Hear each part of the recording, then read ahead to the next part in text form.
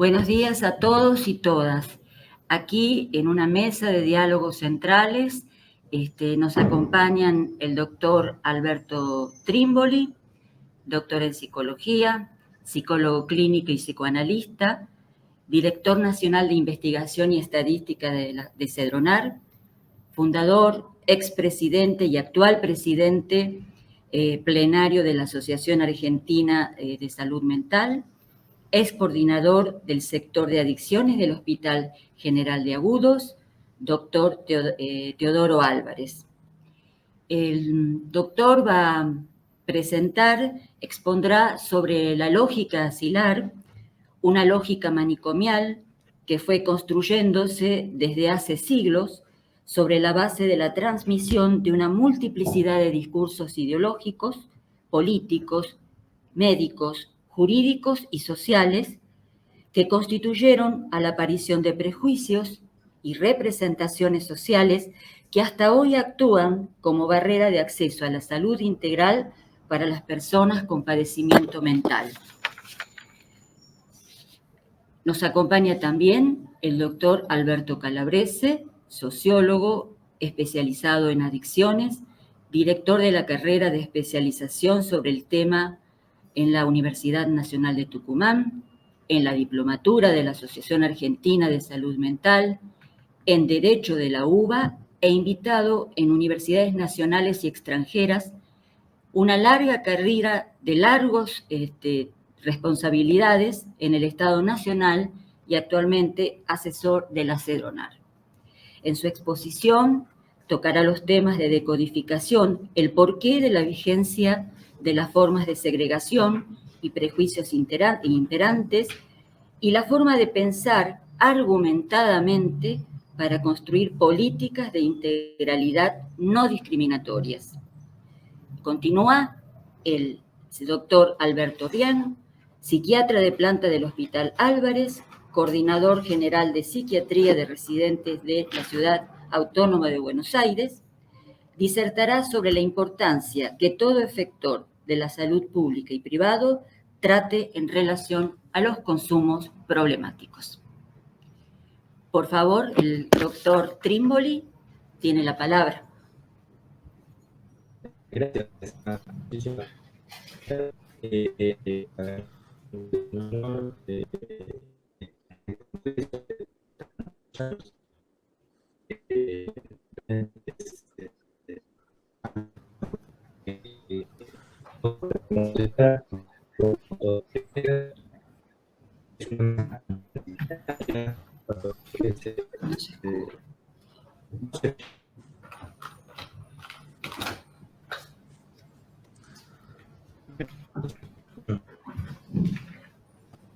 ¿Cómo? Alberto tiene muy mala conexión.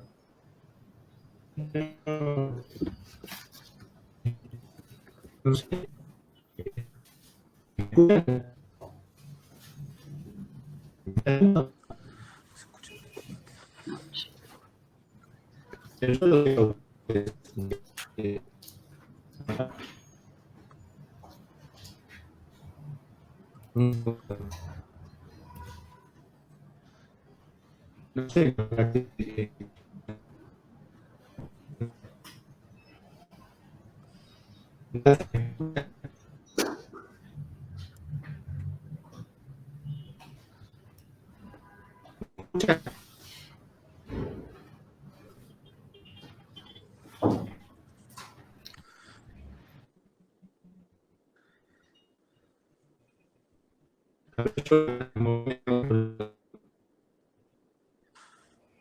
Alberto Trimboli tiene muy mala conexión.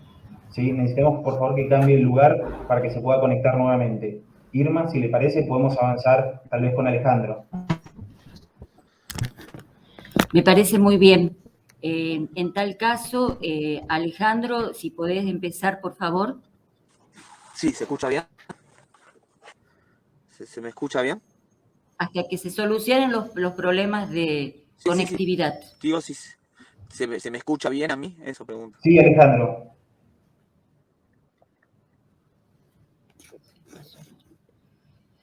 Quiero saber si se me escucha bien o no se me escucha.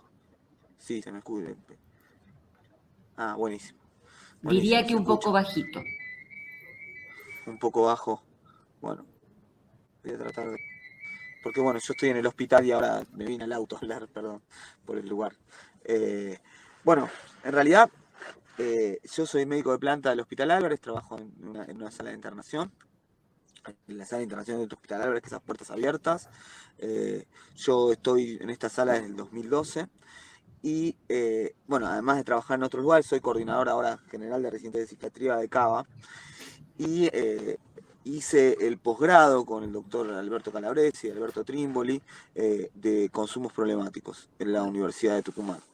Eh, lo que, yo voy a hablar de algo que tiene que ver con el acceso de los pacientes que tienen problemas de consumo problemático a los efectores públicos, digamos, y también los privados. Que el acceso, eh, eh, digamos, en todo este tiempo estuvo denegado, ¿no? Si bien hay ciertos lugares, pequeños lugares, como por ejemplo el Hospital Álvarez, donde se atiende el consumo problemático, de los demás lugares son expulsados, ¿no? Expulsados a lugares donde que están fuera de las ciudades, fuera de su casa, fuera de la comunidad, y donde psicólogos y psiquiatras y trabajadores sociales escasean, ¿no? Entonces la idea es fundamentalmente que tengamos que mejorar en, digamos, en alojar al consumo problemático. Nosotros tendríamos que tener posgrados o doctorados de cómo alojar a los pacientes que tienen consumos problemáticos. ¿Por qué? Porque en realidad son discriminados. Son discriminados porque el consumo problemático cabalga entre la justicia y la salud. Digamos, todos sabemos que la ley 23.737, la ley de drogas, pena la tenencia, digamos. Y a partir de esto, de penar la tenencia, además de digamos, de no saber sobre esta patología, vamos a llamarlo, yo la llamo patología, que soy médico. ¿Por qué no se sabe sobre la patología mucho? Porque en realidad la medicina estuvo lejos de esta patología, no se acercó a la patología, no estuvo con ella. Entonces uno espera, por ahí lo que digo es de perogrullo y sabe todo el mundo, sí se sabe, pero los efectores parecen no saberlo, digamos. Uno quiere que cuando alguien tiene un problema de consumo problemático, llegue a la consulta y esté curado. ¿Qué quiere decir que esté curado? Quiere decir que esta persona no tiene que consumir más una vez que entró dentro de nuestros dispositivos. Entonces, si una vez que entra en nuestros dispositivos esta persona no consume más, entonces evidentemente nosotros lo que hacemos es no alojar la enfermedad o la patología o como quieran llamarlo, sino expulsarla, porque la mayoría de las personas que padecen un consumo problemático, el problema es que no pueden dejar el consumo.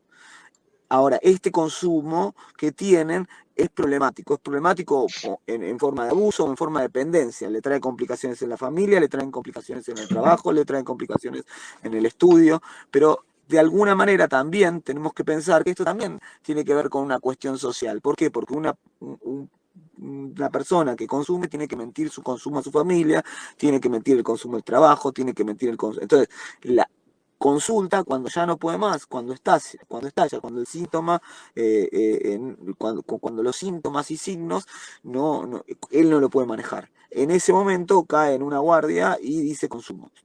Y en ese momento es como sancionado. Después tiene que volver a decir no consumo más y vuelve el mismo ciclo. Entonces, lo que yo quiero decir acá, que me parece que al lado de Alberto Calabrese, de Alberto Trimboli, yo soy un niño en algún sentido, no por la edad, sino por el saber, pero sí hay algo que es que de alguna forma nadie, o sea, todos los efectores, así como todos los efectores de salud atendieron COVID sin saber COVID, y empezaron a aprender cómo se trata, a cuidarlos, y muchos de los pacientes antes de la vacuna se morían y todos entraban en terapia intensiva y bueno, se los cuidaba como se podía, digamos. De la misma manera, uno tiene que aceptar cualquier médico, cualquier psicólogo, cualquier trabajador social, digo cualquier médico, porque no tiene que ser solo un psiquiatra, cualquier personal de salud tiene que poder empezar a pensar y a trabajar y a acompañar a las a las personas que tienen esta problemática. Lo que uno piensa a veces es que dice, no, lo que lo ve un especialista, y el especialista sabe. Y esto no se arma con especialistas, esto se arma con mucha gente repensando esta cuestión y alojando esta problemática. Y se tendrán que producir ateneos y se tendrán que producir muchos congresos sobre cómo vamos fracasando. Fracasando, uno dice fracasa si uno piensa que tiene que dejar de consumir. Ahora, si uno logra que el paciente esté cerca de un centro de salud y pueda ir a un centro de salud y no tenga miedo de decir que consumió, y que cuando consume a uno lo sancione y además vea si ese consumo fue problemático o no fue problemático, digamos, y pueda cuidarlo en otros aspectos, ¿no? Digamos, quizás hacerle, no sé, laboratorios, cuidarlo, hacer radiografías, cuidarlos clínicamente, no sancionarlo. Entonces, quizás la medicina, digo la medicina porque yo soy médico, la medicina podría aprender mucho más del consumo problemático. Entonces, lo que yo vengo a decir es que la medicina no sabe el consumo problemático porque nunca se hizo cargo, digamos, de esta problemática. Yo podría decir, che, que digo, esto es así, lo digo, pero es verdad que toda persona, cuando yo, por ejemplo, antes la ley de salud mental favorece la atención del consumo problemático. Lo tiene que decir en el artículo 4, dice, los efectores de salud tienen que atender el consumo problemático. Hola, Esto que no se cumple, lo tiene que decir, esto que no se cumple, lo tiene que decir, digamos, lo tiene que decir una ley, digamos, pero en un sentido es notable que yo trabajaba en guardias de salud mental antes del 2010 y expulsaba a las personas que tenían consumo problemático porque pensaba que era un problema de voluntad, que era un problema de, como si una enfermedad fuese un problema de voluntad. Digo, si yo tengo diabetes, no es un problema de voluntad tener diabetes, o tengo, no sé, un cáncer, o obesidad, y además que también pensarlo como que esta patología, digamos, se repite, no tiene cura. Bueno, en general las patologías no tienen cura. Digamos, uno aprende a lidiar crónicamente. Yo tengo asma bronquial y lo tengo desde siempre, nada más que lo cuido un poco más. Entonces, y el médico y los médicos me alojan al asma bronquial. Es verdad que sí, uno no tiene que ser como tonto en el sentido de pensar que sí, las sustancias que uno consume o que consumen los pacientes que tienen problemas de consumo están prohibidas, es de notar que el sistema de salud también esté renuente a atender algo que está prohibido. Pero es como si prohibieran el chocolate o si prohibieran digamos, el azúcar. Digamos. A mí me parece, digo, general, hay gente que sabe mucho y estudia específicamente, y me parece que en ese sentido está bien, pero lo primero que hay que hacer es alojar a estos pacientes y no que queden solo en comunidades terapéuticas y que y que operadores que solo trabajen con esto. Los operadores son muy importantes, son los que mayormente están con los pacientes que tienen consumo problemático grave. Y en este sentido ¿dónde está la salud? Eso es como una pregunta, ¿no? ¿Dónde está la salud? ¿Dónde está el equipo interdisciplinario? ¿Dónde está el clínico? ¿Dónde está el psiquiatra? ¿Dónde está el psicólogo? ¿Dónde está el trabajador social? Digamos, es controversial porque, bueno, así pasaba con la psicosis también.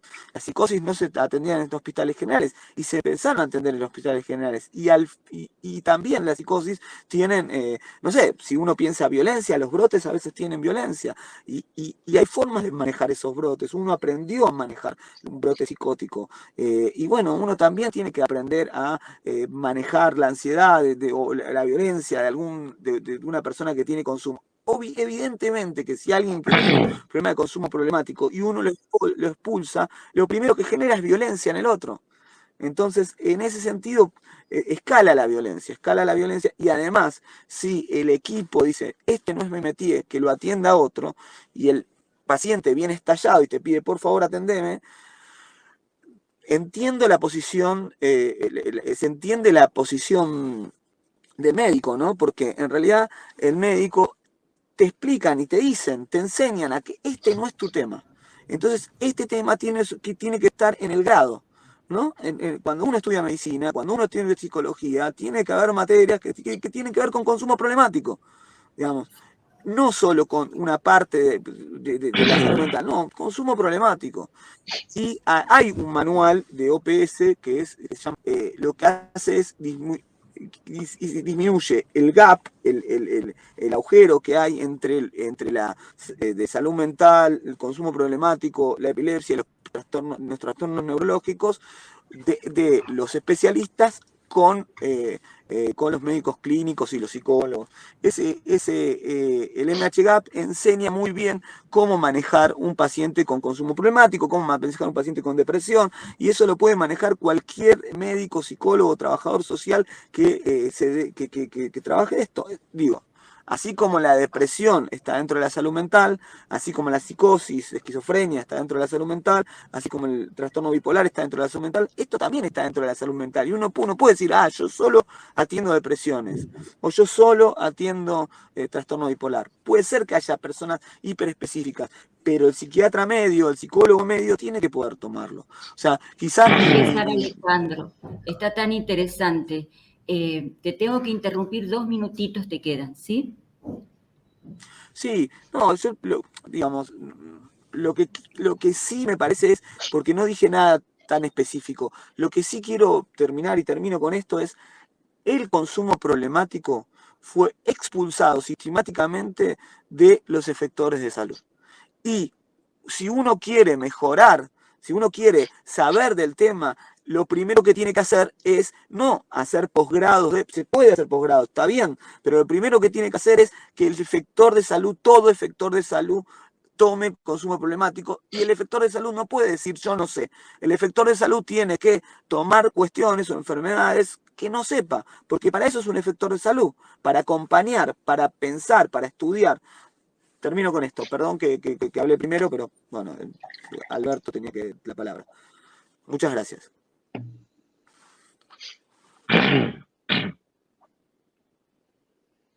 Gracias, Alejandro. Alberto Trimboli, por favor. ¿Se me escucha ahora?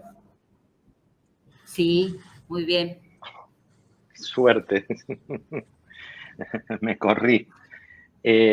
Bueno, yo lo que estaba diciendo, que no se me escuchaba, que es un gusto, es un honor, y agradezco la invitación a participar de este congreso histórico para nosotros los psicólogos. También estaba diciendo que esta es una mesa interdisciplinaria, porque Alberto Calabrese es sociólogo, Alejandro Brahim es médico psiquiatra, y yo soy psicólogo. Así que, bueno, y esto es de lo que se trata nuestro quehacer, digamos, ninguna de las profesiones aisladamente podemos hacer nada con la mayoría de las personas que consultan, especialmente en los efectores de salud. Recién Alejandro decía que los efectores rechazan, expulsan a las personas con consumo problemático. Algunas también, tengo que agregar, expulsan a las personas con padecimientos mentales graves. Pero también tengo que decir que con eso no estoy de acuerdo, porque los efectores, los edificios, las paredes no hablan. Los que hablamos somos los profesionales. Y creo que es lamentable, digamos, que la mayoría de los profesionales, sean psiquiatras, psicólogos, trabajadores sociales o cualquier profesión, expulsen, ¿no? Digamos, los que hablamos somos nosotros, los que circulamos la palabra y expulsamos somos nosotros, no son los efectores. Si bien mucho de lo que se hace en los efectores tiene que ver con una política, por supuesto, pública, que da lineamientos, hay un montón de actividades, un montón de abordajes que nosotros podemos hacer sin que esperemos que nos indique, ¿no? desde arriba. Entonces, el título de esta mesa, que es del paradigma asilar al paradigma de enfoque de derechos, ¿no?, que nos plantea la Ley Nacional de Salud Mental, que eso es básicamente deudas, avances y responsabilidades. Bueno, de este título la mayoría son deudas, pocos avances, y como decía antes, muchísimas responsabilidades. Y yo quería hacer una autocrítica también como psicólogo. Sabemos que los psicólogos y las psicólogas somos la profesión mayoritaria del sistema de salud, salud mental en el país. Es decir, eh, no sé, hay cientos de miles de psicólogos, hay nada más que 4.000 psiquiatras, también hay muchos trabajadores sociales, pero no se trata solamente del rechazo, como decía antes, de los efectores, como si fuera algo que también, digamos, que tiene vida propia y habla con los pacientes que se expulsan, sino que somos nosotros. Si nosotros los psicólogos, que somos, como decía antes, la mayoría en el sistema de salud, salud mental, eh, tomáramos la responsabilidad de hacer cumplir la Ley Nacional de Salud Mental, pero no porque lo diga la Ley Nacional de Salud Mental, sino que la Ley de Salud Mental dice cosas muy básicas. Es lamentable que haya una ley que tenga que decir, por ejemplo, en el artículo 4, que las adicciones deben ser abordadas dentro de las políticas, digamos, de salud mental. Es básico. Por eso no pusieron, digamos, un artículo 5, 10, o digamos que las depresiones deben ser abordadas dentro de las políticas de salud mental, porque eso lo sabemos. Hace muchísimos años se veía en los servicios de salud mental un cartelito que la verdad muchísimo se veía, que decía: no atendemos psicosis. Claro, en la década del 80 aparece fuertemente el problema de los consumos, y entonces ese cartelito lo sacaron y pusieron, ¿no? No se atienden adicciones. Después, como a algunos les daba vergüenza tener ese cartelito, el cartelito se saca, pero lo seguimos diciendo. Una persona que tiene un problema de consumo tiene que recorrer y recorrer y no va a encontrar, prácticamente no va a encontrar un hospital o centro de salud que lo acoja. Siempre se deriva. Yo creo que es necesario avanzar y tomar la responsabilidad de nosotros como psicólogos de acoger a todas las personas. Tampoco estoy demasiado de acuerdo con Alejandro en que deberíamos incluir, sí, en parte, se debería incluir en las materias, en todas las materias de la carrera de psicología, de medicina, bueno, de todas las carreras de la salud, temas sobre consumos problemáticos. Pero también, como decía Alejandro, tampoco vamos a encontrar ahí nada novedoso, digamos, ¿no? Porque uno piensa que para atender a una persona que tiene un consumo problemático hay que hacer una súper especialización y buscar herramientas que no hay herramientas que no hayamos aprendido en la universidad, digamos, nada. ¿Las herramientas cuáles son? Digamos, la escucha, el diagnóstico, la terapia individual, la terapia grupal, la vincular. Bueno, cada profesión tiene sus herramientas. No hay nada especial, nada específico.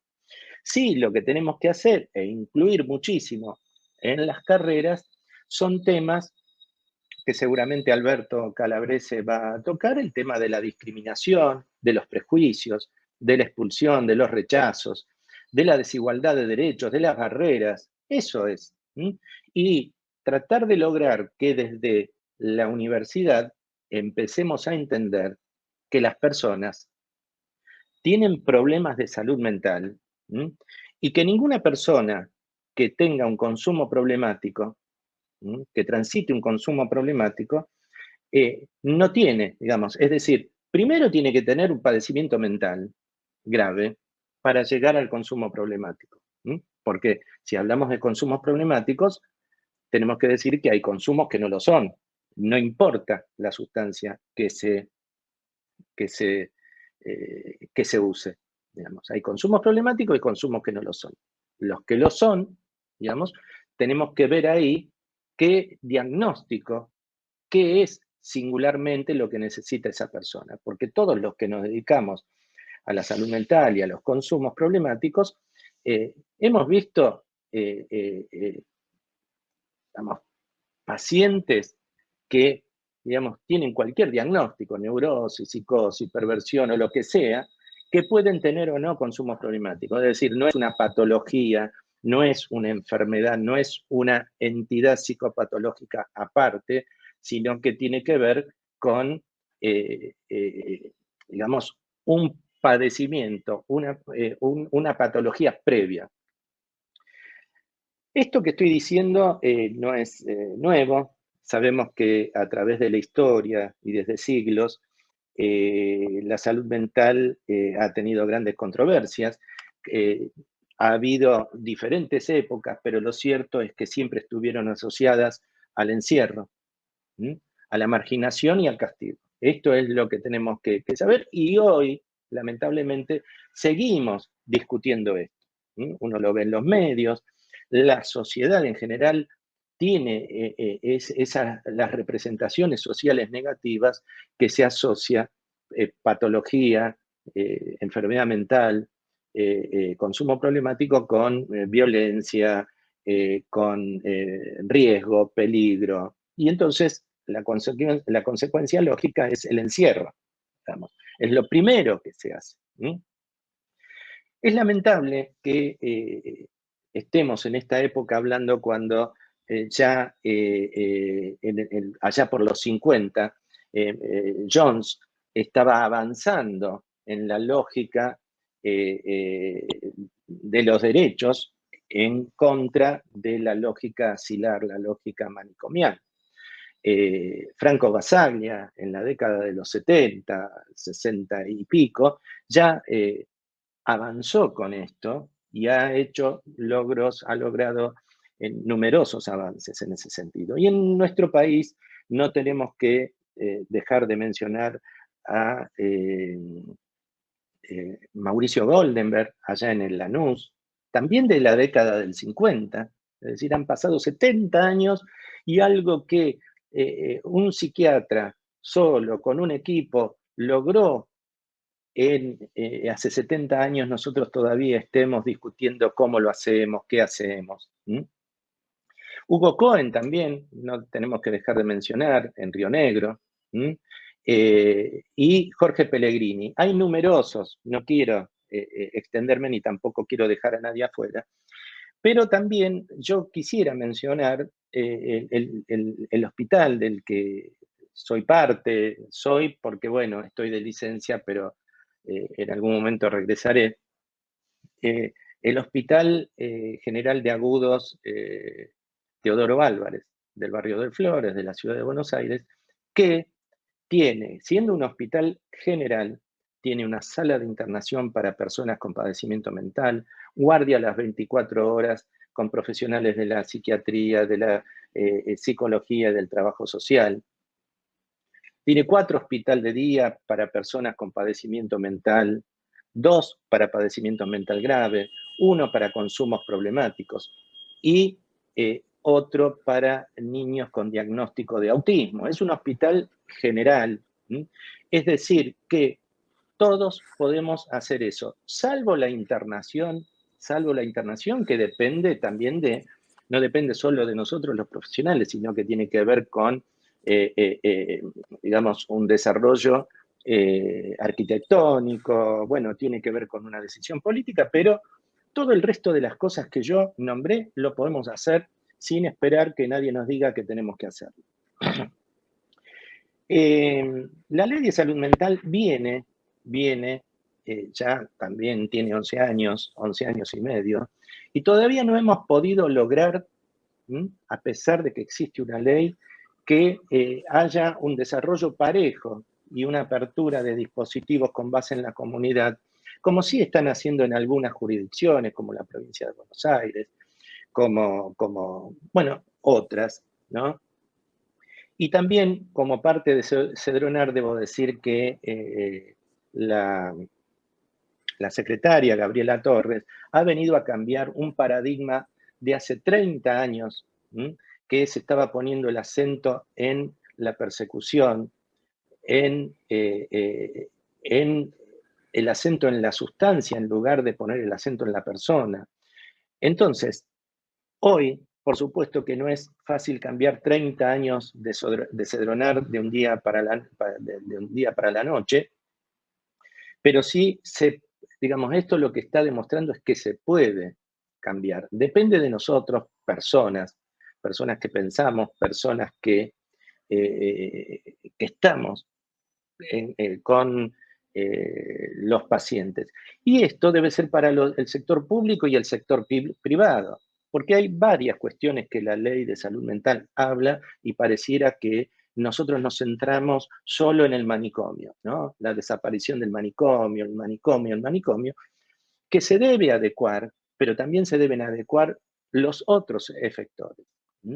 Como decíamos antes, se debe adecuar el hospital general, que debe internar, que debe recibir personas con consumo problemático, que debe ser parte de un sistema de dispositivos con base en la comunidad.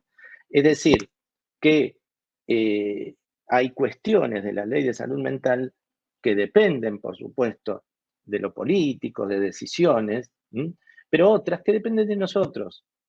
Y a veces nosotros lo que hacemos es lo más fácil, que es acá no atendemos adicciones, acá no se interna, acá no hacemos esto, no hacemos lo otro.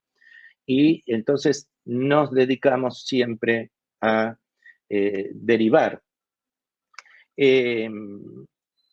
Yo quisiera agregar cuáles son los beneficios de la ley, porque también esto es algo que sabemos, que la ley se defiende mucho, pero se practica poco.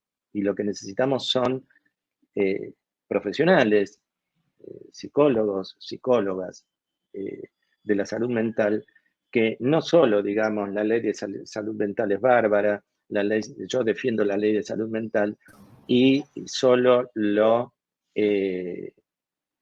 digamos, ¿no? No es solo una declaración que debemos hacer, sino poner en práctica esto que decimos que debe hacerse. Irma, ¿cuánto me queda para ir redondeando? Estamos ahí, estamos intentando que el doctor Calabrese también pueda contactarse, no le es posible ahora, en este momento, y ya estaríamos dentro de las posibilidades. Si querés ir cerrando, 3 minutitos. Bueno, voy a ir cerrando. Yo voy a hablar de los obstáculos para la implementación de la Ley Nacional de Salud Mental, ¿no? Que en realidad, como dije antes, es de cosas lógicas y básicas que la ley hizo y compiló porque justamente no se estaban cumpliendo. Hay diferentes motivos. Los más importantes son los corporativos y económicos. Sabemos que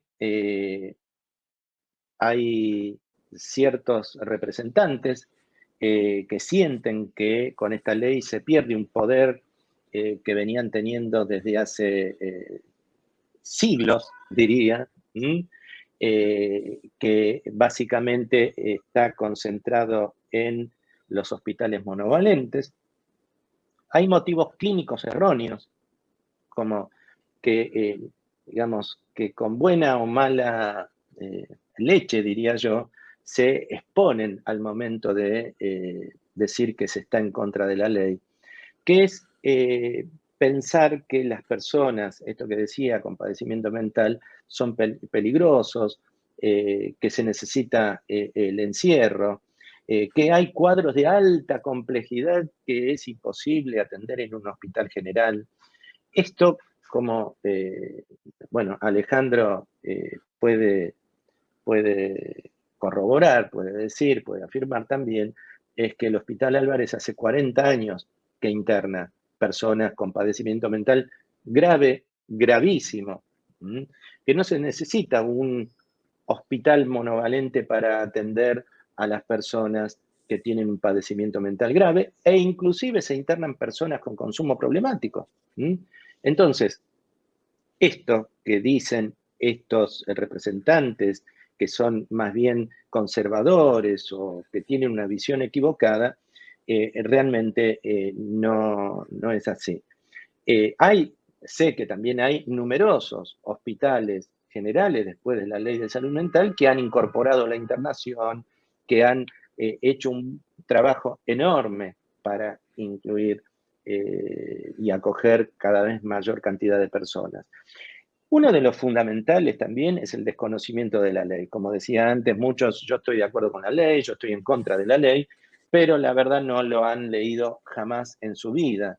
Entonces, lo que hacen estos es repetir lo que se escucha ahí de estos sectores corporativos, que son pocos, pero tienen mucha prensa y están haciendo un trabajo enorme para que circulen mentiras acerca de la ley, como que cómo puede ser que la ley diga que el psicólogo puede medicar, o no hemos participado en las asociaciones psiquiátricas de los debates. Eso tampoco es cierto. Yo estuve en los debates, estuve desde el principio de las discusiones de la ley, y la verdad que si uno ve las actas taquigráficas del Senado, se puede ver ahí quiénes participaron y en representación de quién, no faltó nadie.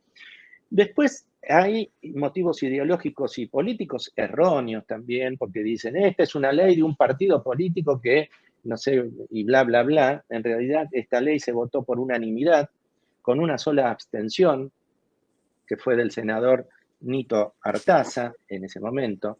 Después se dio cuenta y revirtió, pero bueno, es una ley votada por unanimidad. Otro ejemplo de que tiene consenso es cuando el director de salud mental que estaba en el año 2017, cuando se intentó cambiar por decreto el espíritu de la ley, la conclusión fue que voló por los aires, digamos, y la ley sigue vigente, digamos. Es decir, que no es de un solo partido, no es de un solo sector, sino que reúne a muchísimos representantes de todos los partidos. Y después, lo último que quiero decir es que hay como una confusión en la no implementación de la ley y de que la ley no funciona, digamos, que es muy diferente, ¿no? Porque cuando dice, no, esta ley no sirve para nada, porque mi hijo, yo fui con mi hijo al hospital X y lo rechazaron. Bueno, ahí lo que tenemos que decir que no es la ley la que, digamos, tiene la culpa, sino que es lo que yo decía antes, es ese profesional o de ese dispositivo que le dijo, acá no atendemos determinada o cual patología. Bueno, yo dejaría acá, no sé si Alberto Calabrese está en condiciones.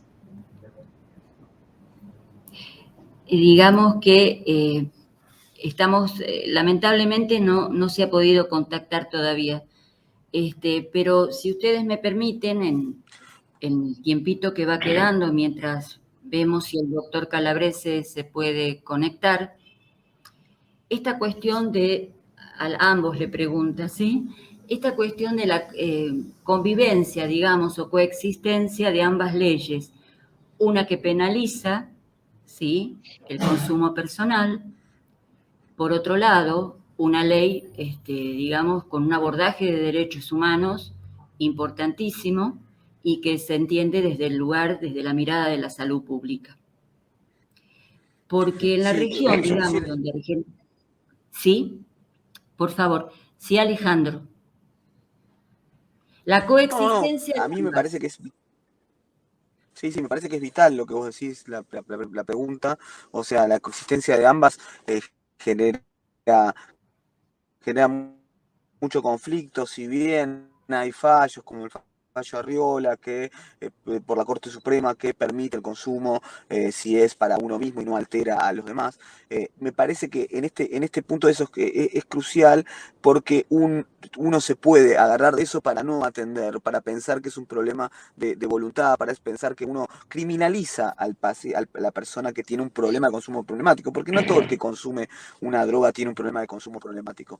Así que de alguna forma eso lo que hace es que por ejemplo, si uno quiere hacer reducción de daño, la ley no te permite, la 23.737, hacer reducción de daño. De hecho, lo que te dice es que vos tenés que hacer hay medidas curativas, la palabra curativa en medicina no existe, y esta medida curativa es tenés que hacer un tratamiento, dejar del consumo, y ahí cuando terminás el tratamiento, ahí se termina el juicio, si no el juicio sigue, digamos. Entonces, de alguna forma, esta ley, la cual la tiene que cambiar fundamentalmente, es por la que uno dice, che, yo puedo no atenderlo, porque es un problema no es una enfermedad, sino es un problema no sé, alguien es perverso y quiere consumir sustancias prohibidas. Me parece que, y un problema que yo quería decir es que de alguna manera hay muy pocos hospitales que toman el consumo problemático, y esos hospitales que toman el consumo problemático están saturados. O sea que ahí está Alberto Calabrese. Así que nada, digo, me parece Y que bienvenido, está buenísimo doctor si él está. Calabrese, ¿cómo está usted? Me callo, Lo perdón, me estábamos callo. esperando. Gracias, gracias. Doctor, Fue muy por favor. difícil entrar, muy difícil. Sí.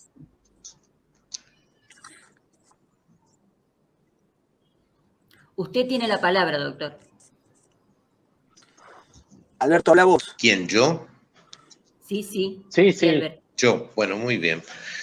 Sí. Bueno, gracias. Brevemente, lo que voy a decir es simple. Lo que estamos trabajando en el tema del uso indebido de drogas prohibidas desde ya, porque de las otras nadie registra qué pasa, lo digo en un solo número. La Organización Mundial de la Salud considera al alcohol y al tabaco, que son drogas, ambas dos, una depresora, otra estimulante, como integrante de las 50 grandes enfermedades que padece la humanidad. Todas las drogas prohibidas sumadas no los alcanzan y no ingresan a esa categoría. El conjunto de personas que tienen contacto con sustancias psicoactivas prohibidas en el mundo son 300 millones. Y de ellos, los que podemos considerar problemáticos van a ser menos de la mitad de ese paquete, y aquellos que tienen realmente dependencia son unos 15 millones. O sea, desde el punto de vista sanitario no estamos hablando de nada. Sin embargo, la incidencia que tienen nuestros sistemas, nuestras formas de atención, nuestras maneras de conectarnos con esta realidad son mayúsculos. O sea, siempre tienden a ocupar el centro de la escena y ser titular en los diarios. ¿Por qué pasa esto? Por una sencilla razón. Se ha establecido una mítica que tiene un origen de tipo político, que se organizó de forma internacional con la Convención de Viena del año 61, o sea que llevamos en este punto unos 60 años de prohibición generalizada. Hemos logrado que la humanidad, en este momento desgraciadamente las preocupaciones son otras, y sin embargo, al ponerle las características de lo prohibido como algo fundamental, lograron que muchas personas se indujeran incluso al consumo a partir de esa prohibición. Y otras ejercieran sobre esas personas que habían elegido ese consumo controles efectivos que todavía al día de hoy funcionan, y mucho, porque hay países donde incluso se condena a muerte una simple tenencia, como pasa en Malasia, como pasa hay veces en Arabia Saudita, en Irán, o son muy duros con las penas, caso Rusia y China. Suecia, paradojalmente, tiene un nivel de contacto con esta realidad muy duro, cuando uno puede pensar exactamente lo contrario. Lo que quiero, y en todos los países sí se evidencia el 60%, por ejemplo, en Estados Unidos el 60% de los presos tienen que ver con problemas de drogas. Claro, si el objeto, digamos, que consumen está prohibido, o se lo considera un objeto delincuencial porque está asignado por el tema de narcotráfico y toda esta historia, que está prohibido a la vez, resulta ser que todo lo que hagan las personas en función de ese consumo va a estar obviamente prohibido y va a ser punible. Por lo tanto, lo que sucede después es que muchas de estas personas van a ingresar a la cárcel por cuestiones secundarias y terminan siendo primarias cuando en la cárcel hacen aprendizaje de otro tipo de conductas y esas se expresan en la sociedad y por lo tanto se los vuelve a condenar. O sea, hemos iniciado un paradigma de condena, de persecución, de mirada no inclusiva sobre determinadas personas y sobre esto después entonces se enlaza toda una serie de cosas. Por ejemplo, ya que estamos hablando en la provincia de nuestra coordinadora, hay tribunales especiales para problemas de adicción, lo cual me parece otra disfunción más. ¿Por qué? Porque al haber un tribunal especial para una conducta determinada, vuelve a repetir la visualización de que esa conducta es la peor de todas las conductas posibles. ¿Qué genera esto? Estoy yendo rápido porque nos queda poco tiempo. Entonces, rápidamente para tener que ver con el título de la presentación. Lo que genera es un gran caudal de prejuicio. Y el prejuicio suele ser la forma más, yo siempre lo defino así, más barata de no pensar. O sea, habilita comportamientos, conductas, maneras de ver que simplifican las cosas diciendo, bueno, es un adicto. Esa palabra, que además escinde de la posibilidad de adicción a un montón de otras conductas personales, digamos, que tienen que ver con actividades, no necesariamente sustancias, o consumos problemáticos de comida, pongámosle, que es otro tipo de ingesta. Acá estamos hablando de sustancias que tienen acción sobre el sistema nervioso central, pero no son todas las que se pueden usar. De hecho, en farmacia y en diseño, o sea, las drogas que se hacen en el laboratorio en forma artificial y combinando elementos, se tiene muchas más posibilidades que lo que hoy significan las clásicas, que con el tiempo además se empoderan, no voy a explicar todo el proceso porque no me da el tiempo, para llegar a ser como conductas admisibles. Caso con la marihuana, que cada vez más en todo el mundo se está convirtiendo en una sustancia habitual de consumo y va a llegar a un punto que va a tener el mismo tipo de problemática que incide en el cigarrillo, ¿no? De tabaco. O sea, caerá mal en función del uso intensivo y qué sé yo qué, pero ya no va a ser un problema, digamos, ya, por ejemplo, Canadá lo sacó totalmente de sus leyes de control. Cuando lo hizo Uruguay, se armó un escándalo internacional. Hasta hace 2 años había una indicación de Wall Street para que no se tomaran los cheques del Uruguay porque decían que incidía al malvado tráfico de sustancias y qué sé yo. Del cual hoy ni Wall Street ni nadie se cinden porque como ha generado, esta prohibición ha generado un negocio multimillonario que es una de las patas de la economía mundial, nadie se cinde de él, particularmente todo el sistema bancario y financiero. Tampoco lo puedo explicar. Lo que quiero decir rápidamente es esto. Esa forma, digamos,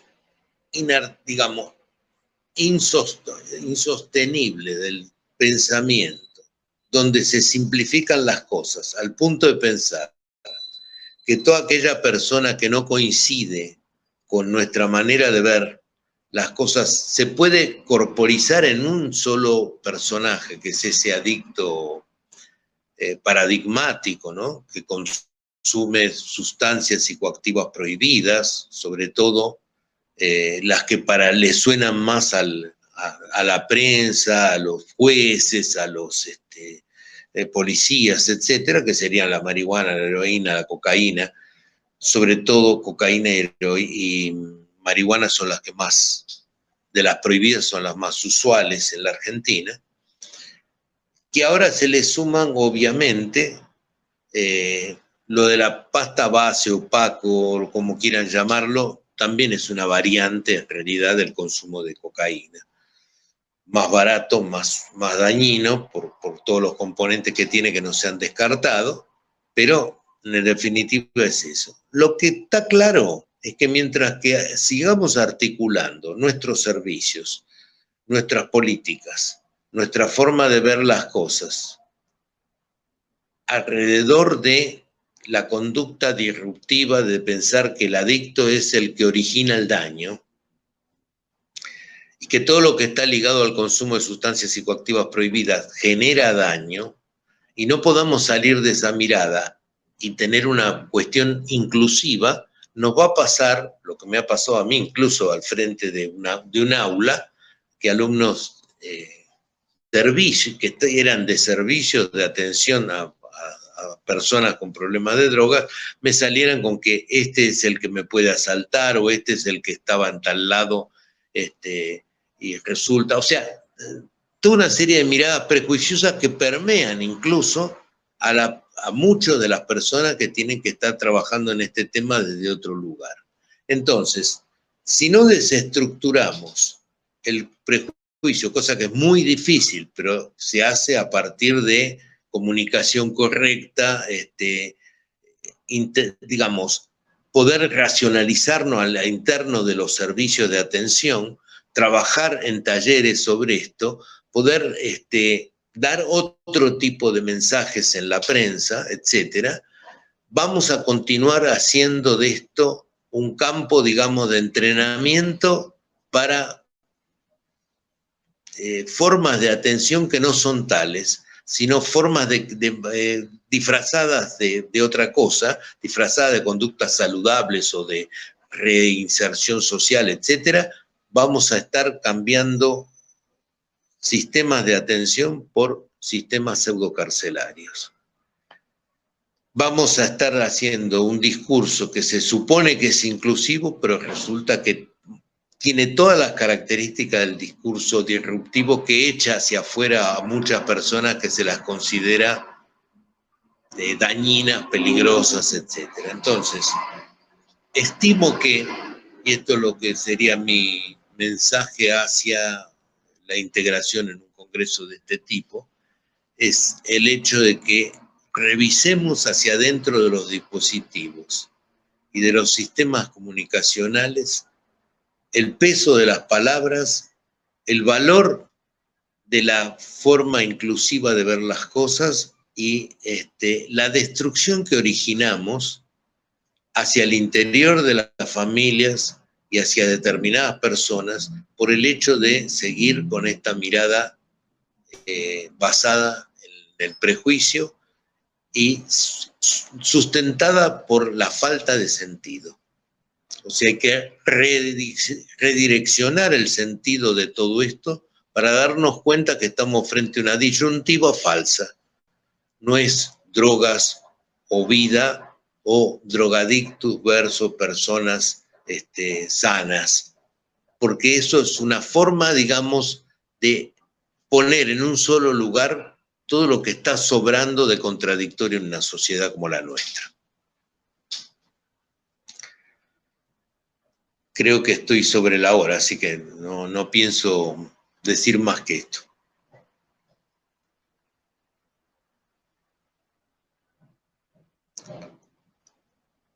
Está inhabilitado tu micrófono, Irma.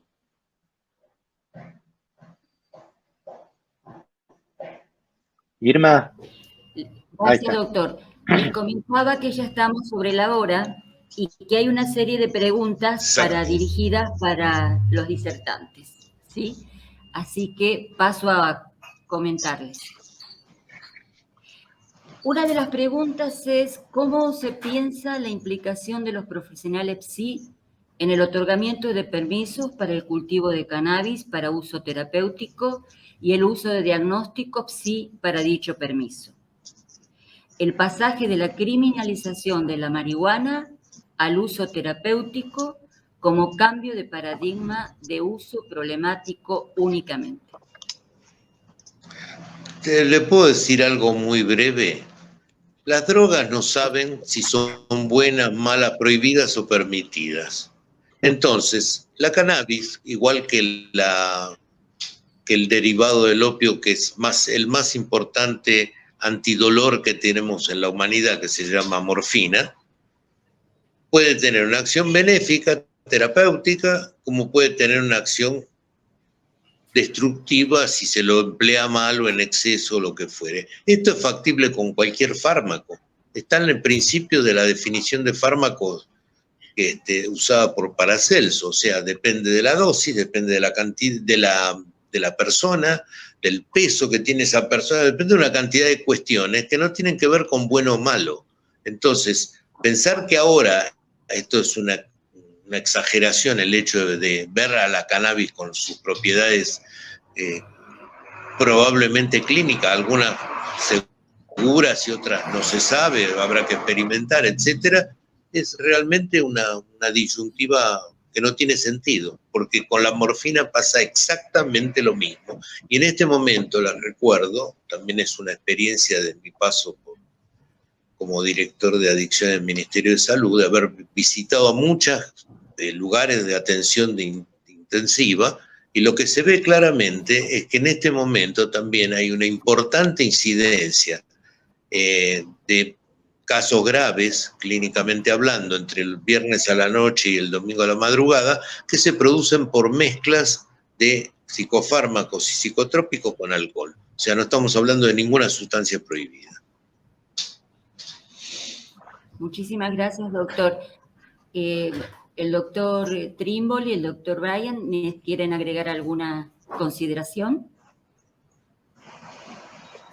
No, yo creo que... Pasamos a la segunda pregunta. Sí, gracias. ¿Sí? Escuchando al doctor Calabrese, recordaba una cuestión de la sabiduría popular. Nos prohíben nuestra sed, pero la alimentan también. Esta cuestión de la prohibición puesta en manos de... veamos la segunda pregunta. Buen día, agradece Jorge a todos los expositores. Me gustaría preguntar en relación al artículo 32 de la ley que refiere al presupuesto. Existen versiones que la ley no se implementa, porque este artículo no ha sido reglamentado. Ustedes, ¿qué opinión tienen al respecto y si creen que habría que reglamentarlo? Yo creo que está claro, hay artículos que no se reglamentan porque son clarísimos, no necesitan ningún tipo de aclaración. Cuando dice que el 10% es el 10% y punto, digamos, el 10% del presupuesto de salud tiene que ser utilizado para salud mental. Pero esta cuestión de que no se implementa solamente por eso, yo ya, bueno, en parte de mi exposición lo dije, no tiene que ver solo con presupuesto. Además, tampoco es cuestión del presupuesto, porque si el 10% del presupuesto en salud lo pones en monovalentes, vamos a estar exactamente en la misma situación.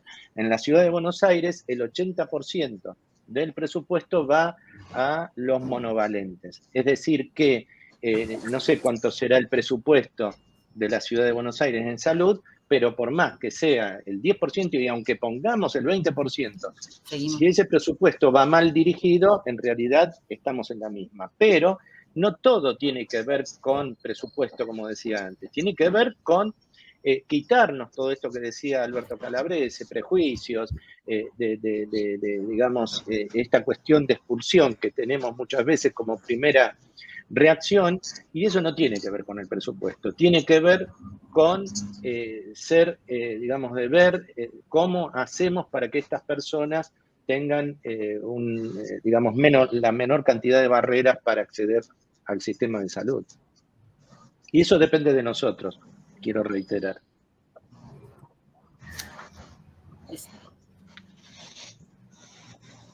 Bueno, siendo las 11:03, a mí me gustaría hacerles una pregunta que es con las personas en situación de calle y con consumos problemáticos, pero abriríamos el dispare para otro panel, ¿sí?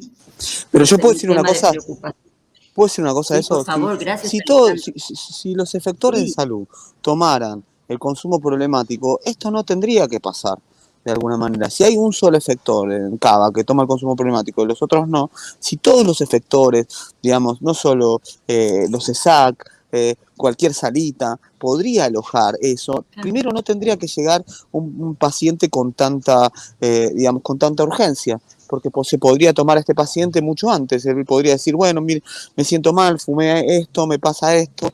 Entonces, o sea, eso podría cambiar fácilmente, creo, si lo alojásemos. Alberto Trimboli decía que bueno, yo decía que en el grado tendría que haber, digamos, tendría que haber una materia. No, en verdad lo que tendría que ser es que esto sea como una especie de materia que diga, hay que alojar, esto es parte de nuestra problemática, no podemos dejarlo de lado, esto no tiene que ver con la criminalización. De alguna manera nos tienen que entrenar, así como nos entrenan para un montón de otras cosas, entrenar para que esto sea parte de la salud pública. Si nosotros tomamos el consumo problemático como parte de la salud pública, como la diabetes, ¿no? Como, qué sé yo, como, no sé, la varicela, digo, como cualquiera de estas cuestiones, y todo el sistema de salud se pone a pensar y a alojar, entonces, bueno, la gente en la calle estará porque, bueno, habrá algún que otro que quiera vivir en la calle, pero en general no pasará esto. La gente está en la calle porque si, como dijo Alberto, lo expulsamos Alberto Calabrese, lo expulsamos de las casas, lo expulsamos de los hospitales, ¿dónde quedan? Quedan en las cárceles. Entonces, para mí es como un poquito más simple, digamos. No es tan complejo, es que se aloje al consumo problemático como se aloja a diabetes, como se aloja a la hipertensión, como se aloja a otro tipo de patologías. Si logramos eso y todos los efectores de salud en todos los hospitales tomarían ese problema, sería un problema, digamos, mucho más atajable, no sería tan agudo, digamos. ¿Se entiende lo que digo? Entonces, esto es lo que quería decir, la nada visión, más. la mirada como programa integral de la salud. Sí, con lo que dijo Alberto Calabrese, no ¿no? Digamos, salud, si no generamos dispositivos represivos, pseudocárceles, eso es. Y bueno, quiero agregar con el tema de la gente en la calle, perdón, una coma sobre el tema de la gente en la calle. La gente en la calle es un gran problema social que tiene que ver con la cuestión económica, sin duda. Hay mucha gente que va a la calle porque no tiene otro remedio, no le alcanza la plata para un alquiler o algo por el estilo. Bueno, va a la calle. Entre esas cuestiones de lo que significa estar en la calle, que eso es una problemática en sí misma, se pueden agregar lo de los consumos problemáticos como forma de aliviar esa carga terrible de tener que estar viviendo sin paredes, sin intimidad, sin posibilidades de higienizarse, de comer regularmente, etc. Entonces, esto lo único que hace es muchas veces aliviar el hecho de esa realidad espantosa que es vivir en la calle. Y eso tiene mucho que ver con la capacidad que tienen los gobiernos de no hacerse los distraídos y estar indiferentes al hecho de que haya tanta gente que tiene por techo las estrellas, la lluvia o el exceso de calor. Muchísimas gracias, doctor Calabrese, por esta apreciación. es todo un tema porque las personas en situación de calle primero están en situación de desamparo de viviendas y otras, ¿no? Y se pretende que a lo mejor al ser admitido en ciertos refugios estén perfectamente con las normas de ingreso establecidas. Y las normas de ingreso son absolutamente rigurosas, por lo cual la mayoría queda excluido. O sea, es un círculo virtual importante. Muchísimas gracias a esta mesa. Ha sido un gusto dialogar con ustedes y muchas gracias a quienes nos estuvieron viendo y escuchando. Un abrazo. Gracias Irma, y un saludo grande a toda la comisión directiva de la Federación. Gracias.